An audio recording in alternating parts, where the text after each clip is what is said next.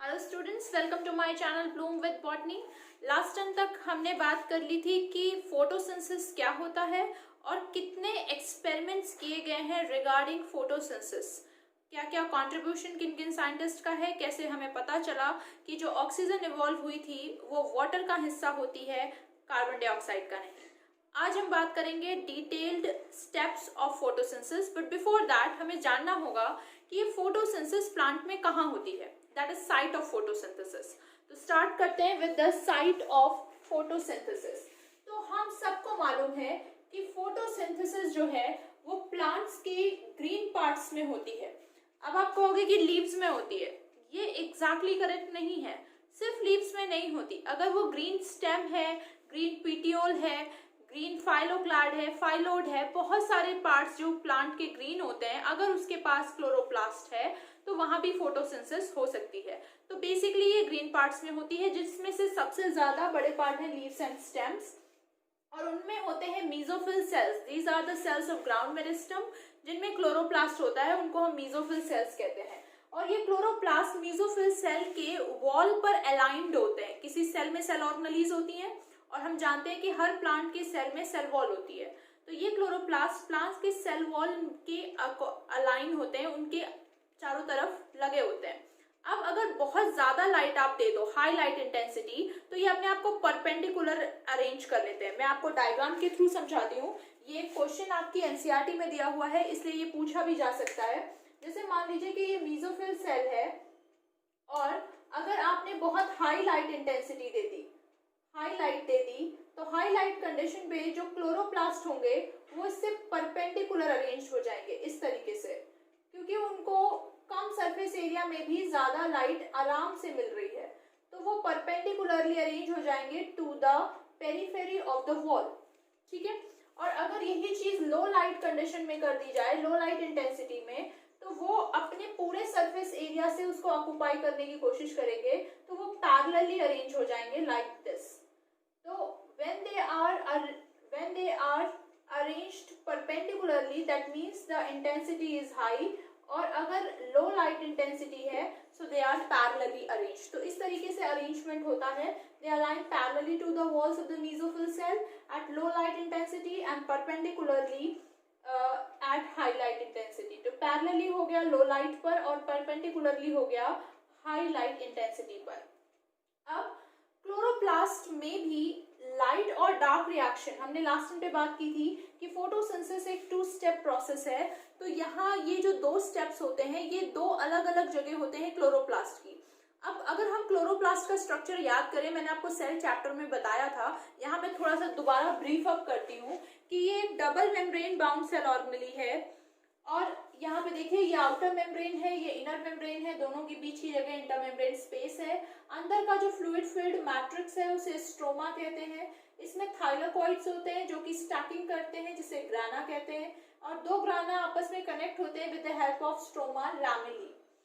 यहाँ इसके पास अपने खुद के 70s टाइप के राइबोसोम होते हैं, सर्कुलर डीएनए होता है, और यहीं पर जो प्रोडक्ट होता है वो स्टार्च ग्रेन्स के फॉर्म में और लिपिड ड्रॉपलेट्स के फॉर्म में स्टोर भी हो जाता है। नाउ इन्होंने कहा कि ये जो लाइट रिएक्शन है, इसको लाइट एनर्जी को ट्रैप करना है, और लाइट एनर्जी को ट्रैप करने के लिए हमारे पास पिगमेंट होना चाहिए, that is chlorophyll, and chlorophyll present होता है थाइलाकोइड्स में। तो ये थाइलाकोइड्स जो कि ग्राना बनाएंगे या स्ट्रोमा लैमेली, इनमें पिगमेंट्स हैं, इसीलिए they are the site of light reaction. तो लाइट रिएक्शन की साइट क्या है? आप कह लो कि ग्राना है या थाइलाकोइड है या स्ट्रोमा लैमेली है। और डार्क रिएक्शंस के लिए हमें क्या चाहिए? एक most abundant enzyme, that is Rubisco. तो रुबिस्को जो है वो स्ट्रोमा में प्रेजेंट होता है, that is why dark reaction of photosynthesis ये स्ट्रोमा में होते हैं। अच्छा, एक बात कि ये डार्क रिएक्शंस, नाम dark reaction is a misnomer, गलत नाम है।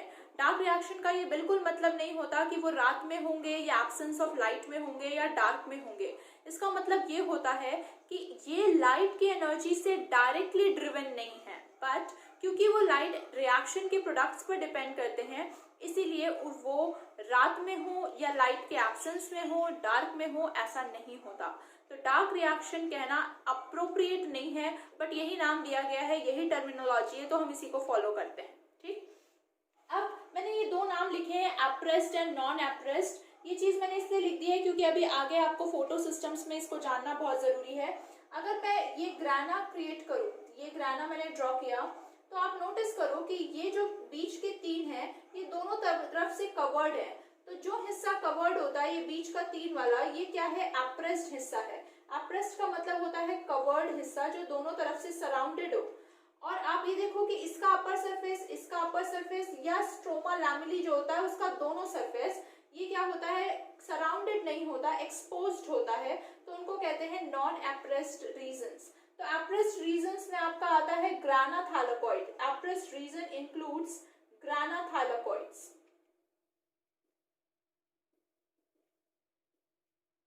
और non appressed region includes stroma lamellae.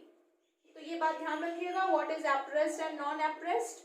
तो जो ये ग्राना थैलेकॉइड्स है वो एप्रेस्ड कहलाते हैं, जो स्ट्रोमा लैमेली है इसके दोनों तरफ स्ट्रोमा है, तो इसको हम नॉन एप्रेस्ड हिस्सा कहते हैं। Now we'll be starting one by one. We'll be starting with the light reaction and then dark reaction. But as I've told you कि light reaction के लिए हमें क्या चाहिए, a pigment that can trap light energy, इसीलिए इसका नाम light reaction पड़ा है क्योंकि इसमें light energy का बहुत importance है। अब पहले तो हम ये जान लें कि ये पिगमेंट्स क्या हैं, कहाँ हैं, कितने टाइप्स के हैं और कैसे इस लाइट एनर्जी को ट्रैप करते हैं। तो let's talk about the different types of photosynthetic pigments. तो ये देखिए, अब हम बात करने जा रहे हैं फोटोसिंथेटिक पिगमेंट्स की। और जैसा कि मैंने आपको बताया कि फोटोसिंथेटिक पिगमेंट क्या होता है, ऐसा कोई भी सब्सटेंस, ऐसा कोई भी प्रोटीन जिसमें एबिलिटी हो लाइट की एनर्जी को ट्रैप करने की, उसे हम फोटोसिंथेटिक पिगमेंट्स कहते हैं।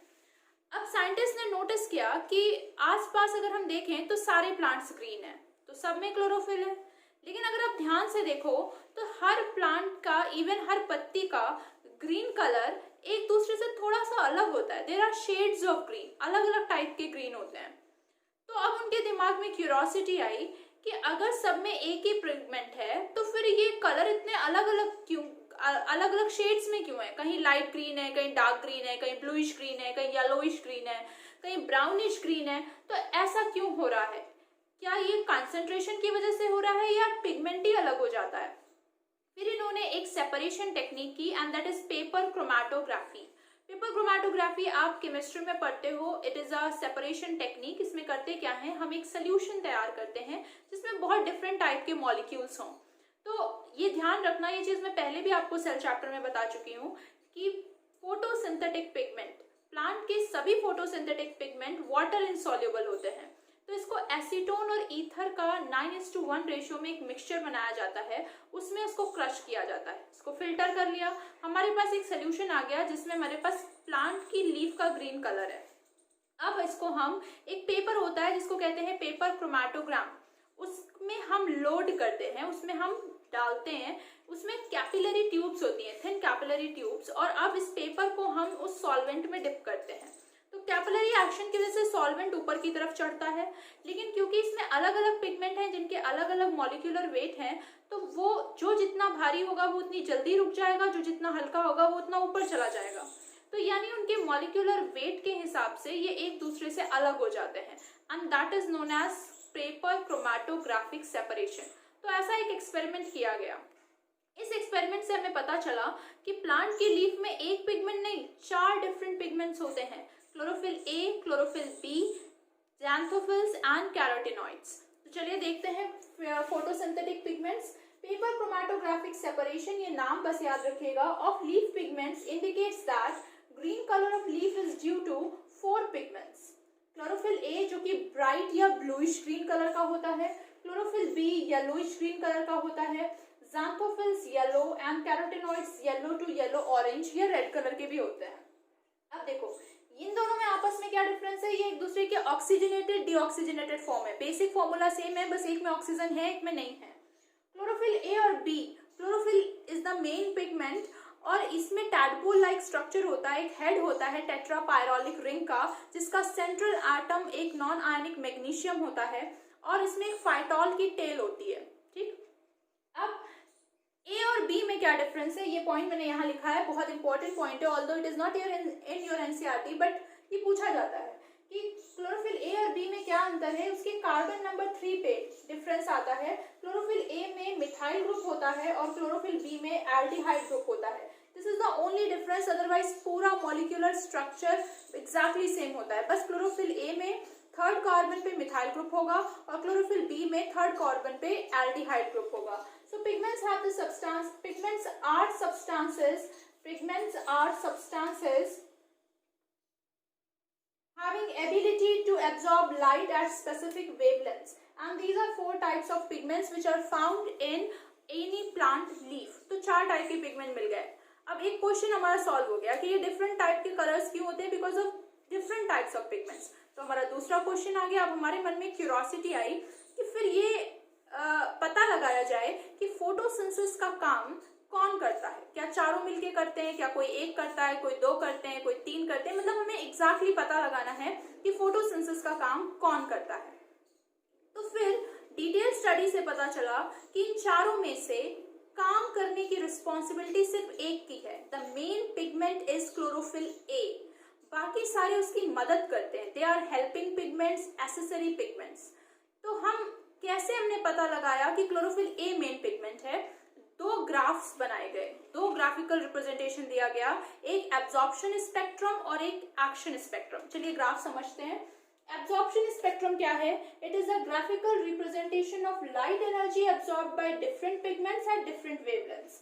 तो पहली चीज तो फोटोसिंथेसिस के लिए जो लाइट एनर्जी चाहिए होती है उसकी एक फिक्स्ड वेवलेंथ होती है, that is 400 to 700 nanometer, and that is known as PAR, photosynthetically active radiation।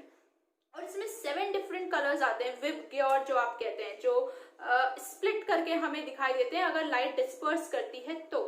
ठीक है, तो अब हमें देखना है कि अलग अलग वेवलेंथ पे, यानी अलग अलग कलर की लाइट में कौन सा पिगमेंट किस लाइट में कितनी एनर्जी एब्जॉर्ब करता है, कहाँ ज्यादा कहाँ कम, उसी का एक ग्राफिकल रिप्रेजेंटेशन कहलाता है एब्जॉर्प्शन का स्पेक्ट्रम। तो ये देखिए मैंने नीचे वेवलेंथ लिखी हुई है 400, 500, 600, 700 in nanometers, and this is the diagram of your NCERT. It is very important.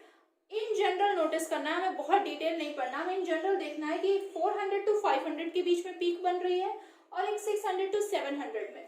तो अगर हम लिखें दैट इट इज विबग्योर, तो इससे समझ में आ रहा है कि वायलेट इंडिगो ब्लू में ज्यादा हो रहा है और ऑरेंज और रेड लाइट में ज्यादा हो रहा है, ग्रीन लाइट में सबसे मिनिमम होता है। तो हमें इससे समझ में आ रहा है कि ज्यादा एब्जॉर्प्शन ब्लू और रेड रेंज में होता है। अब यहाँ पर ये जो ग्रीन लाइन मैंने बनाई है that is for chlorophyll A, ये ब्लूइश लाइन जो बनाई है दैट इज क्लोरोफिल बी, और कैरोटेनॉइड आप देखिए कि ये इधर की रेंज एब्जॉर्ब ही नहीं करता, ये वायलेट इंडिगो ब्लू रेंज को ही एब्जॉर्ब कर रहा है। अब ये तो हो गया एब्जॉर्प्शन स्पेक्ट्रम कि अलग अलग पिगमेंट अलग अलग वेवलेंथ पर कब लाइट एनर्जी ज्यादा एब्जॉर्ब करते हैं और कब लाइट एनर्जी कम एब्जॉर्ब करते हैं। अब हमें देखना है फोटोसिंथेसिस का एक्शन स्पेक्ट्रम। तो मैंने पहले भी आपको समझाया है कि किसी रिएक्शन का एक्शन हम उसके प्रोडक्ट से नापते हैं। याद करिए first action spectrum TW Engelmann ने दिया था। तो अब यहाँ पर हम कौन सा प्रोडक्ट एज अ पैरामीटर ले रहे हैं? हम जो प्रोडक्ट एज अ पैरामीटर ले रहे हैं वो है ऑक्सीजन, क्योंकि ग्लूकोज भी कंज्यूम होता है और वाटर भी बॉडी में ऑलरेडी प्रेजेंट है, उसे मेजर करने में दिक्कत होगी, पर ऑक्सीजन गैस से तुरंत बाहर निकलती है, हम उसे मेजर कर सकते हैं। तो रेट ऑफ ऑटो इवोल्यूशन के हिसाब से हम बताते हैं रेट ऑफ फोटोसिंथेसिस। जब ज्यादा ऑक्सीजन इवॉल्व होगी यानी ज्यादा ऑटो रिलीज हुआ, जब कम ऑक्सीजन इवॉल्व होगी यानी कम फोटोसिंथेसिस हुआ। तो हमने एक एक्शन स्पेक्ट्रम बनाया। एक्शन का मतलब हमने रेट ऑफ फोटोसिंथेसिस का ग्राफिकल रिप्रेजेंटेशन दिया, वो भी मेजर्ड बाय O2 रिलीज। और अगेन हम देख रहे हैं there is a peak on the blue range and a green range. अब हम इन दोनों को ओवरलैप करते हैं। जब इन दोनों को ओवरलैप करते हैं तो हम देखते हैं कि there is a exact overlapping in the range of chlorophyll A molecule. बाकी सबको ये कहीं ना कहीं इंटरसेक्ट कर रहा होता है, पर ये क्लोरोफिल ए के एब्जॉर्प्शन ग्राफ को एग्जैक्टली ओवरलैप कर रहा होता है। इससे ये प्रूव हो जाता है कि काम करने की पूरी रिस्पॉन्सिबिलिटी किसकी है? क्लोरोफिल ए की। वो बिल्कुल बीचों बीच में होता है, उसे रिएक्शन सेंटर भी कहते हैं और बाकी मॉलिक्यूल्स उसकी हेल्प करते हैं। तो अब इन दोनों ग्राफ के हिसाब से अब हम इन चारों पिगमेंट्स को दो कैटेगरीज में डिवाइड करेंगे, the main pigment and the accessory pigments. तो let's talk about the types of pigment and their arrangement into photo systems. तो ये देखिए, अब मैंने जैसा आपको समझाया, action spectrum and absorption spectrum के बेसिस पर हमें ये पता चल गया कि मेन काम जो फोटोसिंथेसिस का करता है वो क्लोरोफिल ए करता है। फिर बाकी क्या करते हैं, एक वाइडर वेवलेंथ से, एक वाइडर रेंज से एनर्जी को एब्जॉर्ब करके क्लोरोफिल ए को दे देते हैं। तो उनका काम क्या करना है, एक जगह से एनर्जी ली और क्लोरोफिल ए को दे दिया। They are acting like antenna molecules. तो एक वाइडर वेवलेंथ को कवर अप करने के लिए उनकी जरूरत पड़ती है। They are helping chlorophyll A, so they are also known as accessory pigments. They are harvesting light from a wider wavelength, so they are also known as light harvesting pigments. अब अगर हम ये सोचें कि क्यों इनकी जरूरत पड़ रही है, क्यों नहीं क्लोरोफिल ए सारा एनर्जी एब्जॉर्ब कर ले रहा है, because always excess energy is devastating.